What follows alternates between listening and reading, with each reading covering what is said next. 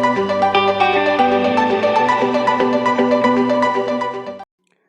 आप हमारे चैनल पर नए हैं तो चैनल को सब्सक्राइब कर लीजिए और बेल आइकन पर क्लिक करके नोटिफिकेशंस को ऑन कर लीजिए फॉर फ्यूचर अपडेट्स के लिए। चैनल आज की इस वीडियो में डिस्कस करेंगे characteristics of database management system. So इससे पहले हमने डाटाबेस के रिगार्डिंग डिस्कस किया था, डाटाबेस क्या होता है, उसकी डिफरेंट प्रॉपर्टीज़ क्या होती है, डीबीएमएस क्या होता है और उसके डिफरेंट जो नीड थे वो सारा डिस्कस किया था। तो उसके रिलेटेड आप हमारी प्रीवियस वीडियो देख सकते हैं। सो ये फ़िलहाल क्लास 12th में भी चैप्टर है फॉर कोड 802, उसके लिए भी ये काफ़ी ज़्यादा इंपॉर्टेंट है जो मैं यहाँ पर कंसेप्ट वगैरह एक्सप्लेन कर रहा हूँ। सो उसको थोड़ा ध्यान से समझिएगा। और अगर आप कोई अदर डिग्रीज़ वगैरह करते हैं लाइक BCA, MSc या सॉन, उसमें भी काफ़ी ज़्यादा इंपॉर्टेंट ये कंसेप्ट है, डाटाबेस का पूरा चैप्टर है और उसमें आपका प्रैक्टिकल भी है। तो चलिए शुरू करते हैं। सबसे पहले यहाँ पर हम आज की वीडियो में करेंगे characteristics of database management system. तो सबसे पहला जो इसका कैरेक्टरिस्टिक है that one is self describing nature of database system. So जो डाटाबेस है नॉट ओनली ये एक डाटाबेस बट आल्सो ये डिस्क्राइब करता है आपके डाटे को जो आपने इसके अंदर स्टोर किया होता है, जिसको हम बोलते हैं data about data. That one is Meta data.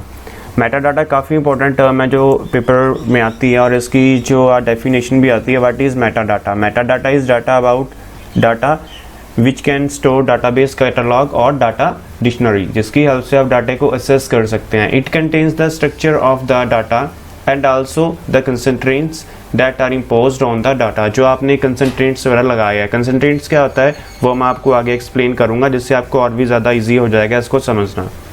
Next one is जो इसकी सेकेंड कैरेक्टरिस्टिक है that one is insulation between programs and data. So इसमें देखिए क्या लिखा है, since the definition of data is stored separately in DBMS। So मैंने आपको बताया था कि जो मेनली हम डाटाबेस यूज़ करते हैं लार्ज अमाउंट ऑफ डाटा को स्टोर करने के लिए इन ए टेबुलर फॉर्म हम यूज़ करते हैं। Any change in the structure of data would be done in A catalogue. एक कैटलॉग में फॉर्म में जो आपका डाटा इसमें चेंज होता है और इसमें प्रोग्राम्स की ज़रूरत पड़ती है जिसकी हेल्प से हम इसको चेंज कर सकते हैं। और इसमें विदाउट प्रोग्राम भी आप क्यूरीज की हेल्प से आप इसको असेस कर सकते हैं। तो यहाँ पर दिया गया health program which access the data need not to be modified. तो वो डाटा मॉडिफाई नहीं होता। This property is called program data independence. तो मीन टू से जो प्रोग्राम है इसमें आप क्रिएट करते हैं, डाटा स्टोर करते हैं, सो ये क्या है, डाटा इंडिपेंडेंस है। नेक्स्ट ये शेयरिंग ऑफ डाटा, कि आप जो डाटे को मल्टीपल यूज़र के साथ असेस कर सकते हैं। सो यहाँ दिया भी गया है a multi user environment allows multiple user to access the data base simultaneously. मतलब कि एक ही टाइम या मल्टीपल यूज़र्स के साथ डाटे को शेयर कर सकते हैं। Thus the database must include concurrency control software to allow simultaneously access of data in the database without any inconsistency problem. So mean to say कोई भी आपको प्रॉब्लम नहीं आएगी, विदाउट एनी इनकंसिस्टेंसी आप डाटे को शेयर करके उसको मल्टीपल यूज़र यूज़ कर सकते हैं। तो नेक्स्ट हम देखेंगे कि जो DBMS होता है ये कितने टाइप्स का होता है। सो types of users of DBMS, जो इसको डाटाबेस में यूज़र्स यूज़ करते हैं वो कितने तरह के यूज़र्स होते हैं, डाटाबेस की टाइप्स हम आगे देखते हैं। फिलहाल ऊपर हमने किया भी था कि जो डाटाबेस आप यूज़ करते हैं वो कौन कौन से होते हैं। यहाँ हमने डाटाबेस की एग्जांपल की थी प्रीवियस वीडियो में। तो फिलहाल हम यूज़र्स देख लेते हैं, कौन कौन से यूज़र्स इसको मैनेज करते हैं, हैंडल करते हैं। तो सबसे पहले देखिए यहाँ पर दिया गया database is used by many types of user depending upon their requirement. जो DBMS है डिफरेंट यूज़र्स यूज़ करते हैं बट डिपेंड करता है कि उनकी रिक्वायरमेंट कौन सी है और वो डाटाबेस के साथ इंटरेक्ट करते हैं। तो इसके जो यूज़र्स हैं वो मेनली 4 टाइप्स के होते हैं। तो सबसे पहला जो हम यूज़र यहाँ पर डिस्कस करेंगे that one is end user. वो यूज़र जो यूज़ करता है डाटाबेस को, उसमें क्यूरीज लगाकर डाटे को मॉडिफाई करता है, रिपोर्ट जनरेट करता है अपनी नीड के अकॉर्डिंग, या जो भी वो वर्क कर रहा है उसके अकॉर्डिंग उसने जो भी डाटा या रिपोर्ट जनरेट करनी है। They are not concern about the working and designing of database. इसमें ना ही वर्किंग और ना ही जो डिज़ाइनिंग है डाटाबेस की उसके रिगार्डिंग ये कंसर्न नहीं होता। They simply use the database to get their task done. तो इसमें सिंपली वो डाटाबेस को यूज़ करता है, जो भी उसकी टास्क होती है उसको परफॉर्म करने के लिए, बस उसको बैकएंड के बारे में कुछ नहीं पता। जस्ट उसको ये पता है कि दो डाटा उसमें स्टोर किया है, उसको जस्ट उसने फैच करके मॉडिफिकेशन करके जो भी उसकी नीड है उसके अकॉर्डिंग उसको यूज़ करना है। नेक्स्ट वन इज़ DBA, इसकी फुल फॉर्म भी पूछी जाती है एग्जाम में, इसकी फुल फॉर्म है डाटाबेस एडमिनिस्ट्रेटर। तो एज द नेम एम्प्लाइज, आप नाम से ही इसका एक आइडिया लगा सकते हैं कि DBA administrator the database and the DBMS। The DBA is responsible for authoring, assess, monitoring its use, providing technical support, acquiring software and hardware resources। तो सिंपली ये रखिए, कोई भी आप डाटाबेस में मेंटेनेंस चाहते हैं, असेस चाहते हैं, ऑथरिंग चाहते हैं, टेक्निकल सपोर्ट चाहते हैं, हार्डवेयर और सॉफ्टवेयर की एक्वायरिंग चाहते हैं, वो आपको कौन प्रोवाइड करता है? DBA, जिसको हम डाटाबेस एडमिनिस्ट्रेटर भी बोल देते हैं। Next one is third one is application programs या प्रोग्रामर। सो एप्लीकेशन प्रोग्राम क्या है, प्रोग्रामर क्या है? Application programs written application program to interact with the database. So application program वो एक प्रोग्रामर होता है जो प्रोग्राम क्रिएट करता है, एप्लीकेशन क्रिएट करता है, जिसकी हेल्प से आप डाटाबेस से इंटरेक्ट कर सकें, डाटाबेस में वर्क कर सकें। These programs are written in high level languages. So ये जो प्रोग्राम्स हैं ये राइट किए जाते हैं हाई लेवल लैंग्वेजेस में। एंड SQL इसके लिए हम यूज़ करते हैं, SQL की फुल फॉर्म है स्ट्रक्चर्ड क्वेरी लैंग्वेज, ये भी पेपर में पूछी जाती है, to interact with the database. So हमने ऊपर किया था क्यूरीज वगैरह, तो इसके लिए SQL हम यूज़ करते हैं कि बाय क्यूरीज लगाकर, किस लिए? डाटाबेस के साथ इंटरेक्ट करने के लिए। Fourth one is system analyst. System analyst determines the requirement of the end user. जो भी एंड यूज़र की रिक्वायरमेंट है, एंड यूज़र कौन था हमने फर्स्ट में किया था, उसकी नीड की अकॉर्डिंग जो भी उसकी रिक्वायरमेंट है, and then develop specification to meet this requirement, और उसकी रिक्वायरमेंट के अकॉर्डिंग, वो स्पेसिफिकेशंस के अकॉर्डिंग वो डिवेल्प करता है पर्टिकुलर जो भी हमने इसमें एनालाइज किया सिस्टम को। A system analyst plays a major role in the database design. So ये डाटाबेस की डिज़ाइनिंग करता है, डाटाबेस को डिज़ाइन करता है, जितने भी टेक्निकल, इकोनॉमिक और फिजिबिलिटी एस्पेक्ट्स हैं ये सारा सिस्टम एनालिस्ट हैंडल करता है।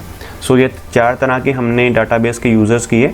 सबसे पहले एंड यूज़र, जो कि क्यूरी वगैरह, सिंपल इसको इतना पता है कि सिर्फ काम करना है, बाकी बैकएंड के बारे में कैसे हो रहा है वो सारा नहीं पता। So that one is end users. तो यहाँ पर मैंने आपको बताया भी था। DBA जो आपका सारा जो असेस देने में हेल्प करता है, सारा कुछ असेस लगाता है, वो DBA। एप्लीकेशन प्रोग्राम जो कोड राइट करता है इंटरेक्ट करने के लिए डाटाबेस से। और सिस्टम एनालिस्ट क्यों होता है? जो एक मेजर रोल प्ले करता है डाटाबेस को डिज़ाइन करने के लिए और टेक्निकल और इकोनॉमिकल प्लस फिजिबिलिटी एस्पेक्ट्स को हैंडल करने के लिए। सो ये चार तरह के हमने किए टाइप्स ऑफ यूज़र जो कि हम डाटाबेस में यूज़ करते हैं। अब इसकी एडवांटेजेस हम देख लेते हैं, क्या क्या एडवांटेजेस हैं डाटाबेस की, इसकी अप्रोच की। सो देखिए इसकी फॉलोइंग एडवांटेजेस है। सबसे पहले reduction is redundancy. So data in DBMS is more concise because of the center repository of data। आपको पता है एक सेंटर रिपोजिटरी होता है जहाँ से सारा डाटा एक्सेस किया जाता है। All the data is stored at one place। सारा डाटा एक प्लेस पर स्टोर होता है और इसमें कोई भी रेपोर्टेशन नहीं होती of the same data, uniquely data इसमें स्टोर होता है। They also reduce the cost of storing data on hard disk और other memory devices। आपको पता है कि डाटा की डुप्लीकेसी नहीं होगी, उसमें जो डाटा यूनिक स्टोर होगा, तो ये तो कॉमन सी बात है कि उसमें जो ज़्यादा स्टोरेज नहीं होती, जो कॉस्ट ऑफ ज़्यादा स्टोरेज की लगती है उसको रिड्यूस करता है ये। और जो भी इसके मेमोरी डिवाइसेस है, हार्ड डिस्क है, कॉस्ट ऑफ स्टोरिंग काफ़ी कम आती है। Next one is improve consistency. The chances of data inconsistencies in a database are also reduced as there is a single copy of data that is accessed or updated by all users। so ये हमने ऊपर वाले point में भी कर लिया कि इसमें जो हमारा डाटा है ये एक सेंटर रिपोजिटरी ऑफ डाटा है, मीन टू से all the data stored at one place. तो सेम इसी पॉइंट को उसने यहाँ पर और आगे एक्सप्लेन किया कि जो भी से अपडेटेड ऑल यूज़र्स या आपके एक ही जो फाइल है उसमें होगा, फाइल मीन टू से रिपोजिटरी ऑफ डाटा उसमें होगा, डिपेंड करता है कौन कौन सा डाटा है, कैसा उसके अकॉर्डिंग है। इम्प्रूव अवेलेबिलिटी, तो सेम इन्फॉर्मेशन जो मेड होती है, अवेलेबल होती है डिफरेंट यूज़र्स को, ये हेल्प करती है शेयरिंग करने में इन्फॉर्मेशन और वेरियस यूज़र्स होते हैं डाटाबेस के अंदर। और सिक्योरिटी, सबसे इंपॉर्टेंट चीज़ सिक्योरिटी काफ़ी ज़्यादा होती है। There is improvement in the availability of information to users, it may also require to restrict access confidential information by making the use of passwords. तो आपको पता है इसमें सिक्योरिटी वगैरह काफ़ी होती है, पासवर्ड्स, कंट्रोलिंग यूज़र्स, राइट्स देना, राइट्स मीन टू से कि यूज़र उसको देख सके, एडिट कर सके, एग्जीक्यूट कर सके। तो ये सारी हमने सिक्योरिटी ऊपर भी डिस्कस किया था। DBA प्रोवाइड करता है सिक्योरिटी डाटाबेस को, ये हमने पॉइंट यहाँ डिस्कस किए थे।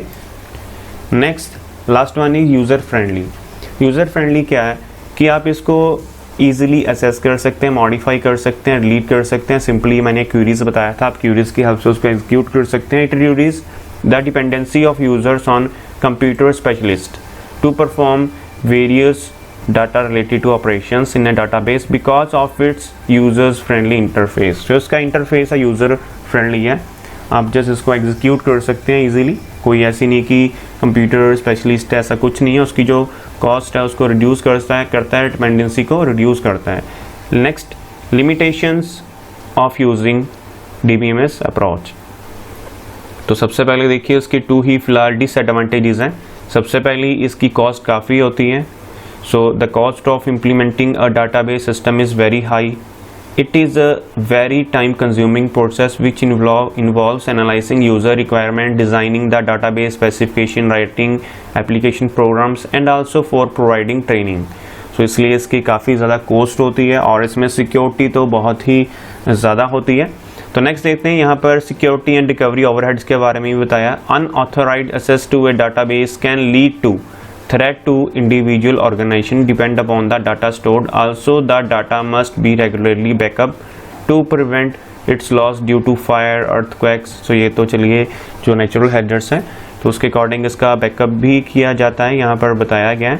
सो इसमें सिक्योरिटी भी काफ़ी होती है। Hence the database approach is usually not preferred when the database is small, well defined, less frequently changed and used by few users. तो नेक्स्ट इसमें सिक्योरिटी और रिकवरी ओवरहेड्स की प्रॉब्लम भी होती है, वो मैंने आपको बता दिया। अनऑथराइज्ड एक्सेस के कारण सिक्योरिटी में प्रॉब्लम आ जाती है। ड्यू टू फायर और अर्थक्वेक इसमें डाटा लॉस हो सकता है, उसके लिए इसका बैकअप भी यहाँ रेगुलरली लिया जाता है। तो ये थे फ्रेंड्स इसके कुछ limitations, advantages, types of users और यहाँ जो हमने किए कैरेक्टरिस्टिक्स।